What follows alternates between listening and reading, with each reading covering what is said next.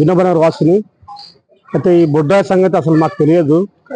ఇక్కడ అనుకున్న వాళ్ళు పెద్దవాళ్ళు ఏరియా ప్రతి మన వినబనర్, ఇష్కాబాయ్, లక్ష్మీనగర్, లాలాపేట్, శాంతినగర్ అంటే చుట్టుపక్కల ప్రాంతంలో ఎంతవరకు ఉందో బొడ్రాయి లేదు. మనం బొడ్రాయి పాత ఉన్నది మనకు తెలియదు. అది ఒక స్కూల్, మన లాలాపేట హై స్కూల్ దగ్గర ఉండే సందులో ఉన్నది.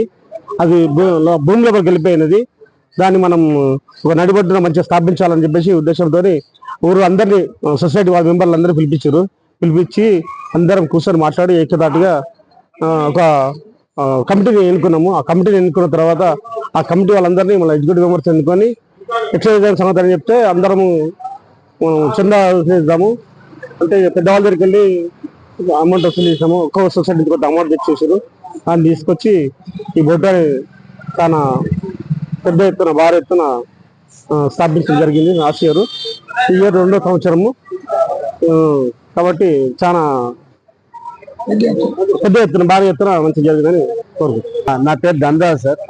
ఇక్కడ గతంలో ఎందుకంటే బొడ్రాయిది మనకు 60 ఏళ్ళ కింద పూర్వీకులు ఉన్నప్పుడు ఉండే కొద్దిగా అది మొత్తం ఇందాక మా పెద్దలు మాట్లాడారు దాని గురించి.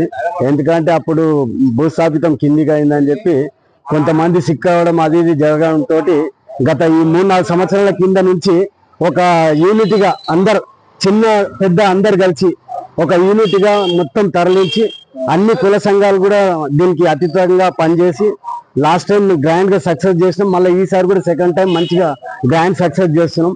మీ టీవీ వాళ్ళకి అందరికీ మేము ధన్యవాదాలు చెప్తూ ఇది ఇచ్చినంత అవకాశం ధన్యవాదాలు.